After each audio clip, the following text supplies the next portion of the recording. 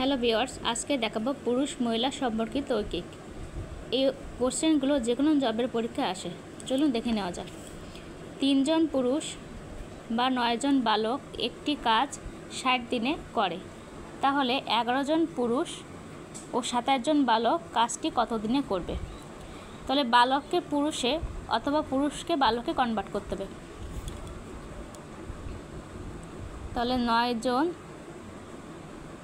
বালক সমান 3 জন পুরুষ। একজন বালক সমান 3/9 জন পুরুষ। অতএব এই যে 27 জন বালক, 3/9 গুণ 27, তাহলে 9 জন পুরুষ।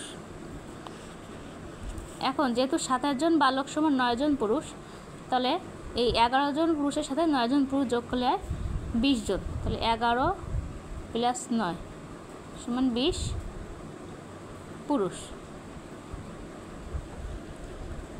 তাহলে বলছে 11 জন পুরুষ ও 27 জন বালক কাজটি কত দিনে করবে।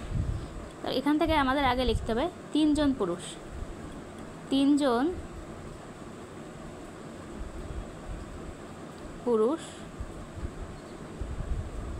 কাজটি করে 60 দিনে।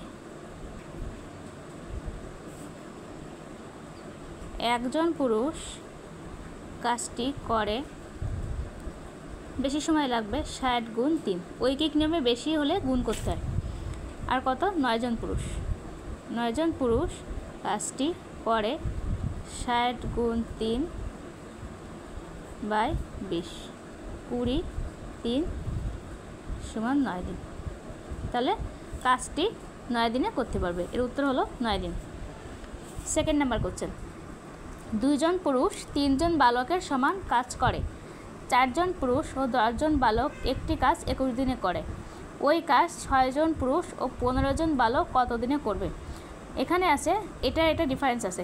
2 জন পুরুষ 3 জন বালকের সমান কাজ করে, তাহলে 2 এর 1.5 গুণ হলো 3, আর এখানে 4 এর 1.5 গুণ হলো কত? 6। তাহলে 6 আর 10 সমান 16 জন বালক। 16 বালক। তার মানে এখানে 6 জন 4 জন পুরুষ সমান 6 জন বালক, আর 6 আর 10 যোগ করলে 16 জন বালক।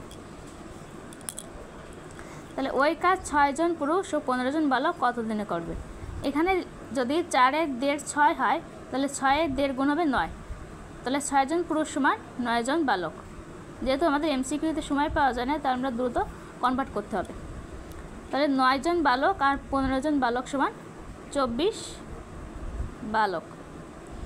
তাহলে 16 জন বালক দিয়ে লিখতে হবে। 16 জন বালক একটি কাজ করে 21 দিনে।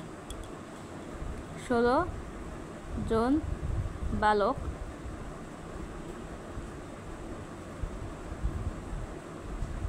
কাজ করে